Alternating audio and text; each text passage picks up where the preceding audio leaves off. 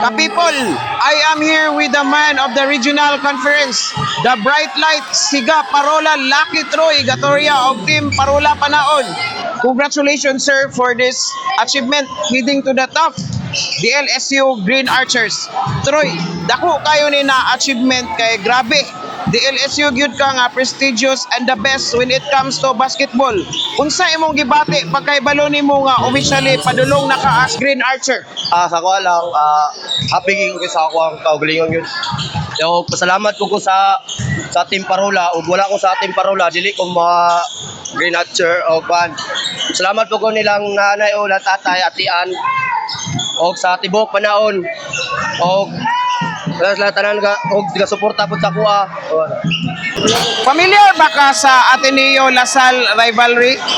Unsa ni para nimo as part sa Parola? Excited ba ka nga maka-experience ani? Opo, excited po ako. Pero sa lang. Okay, thank you kayo Troy sa time. Congrats. Suporta minimo gikan diri sa Oroqueta City. Aduna ba kay gusto i-shout out o pasalamatan? Shout out ko sa akong pamilya sa Lanao o mga kuan og shout out ko sa Team Parola nagasuporta sa mga karon. Shout out ko sa ni Kuya Minrich King kuan og their spotted o Gagal official. Right, thank you so much Sir Troy. Thank you so much Decal Fix for our outfit.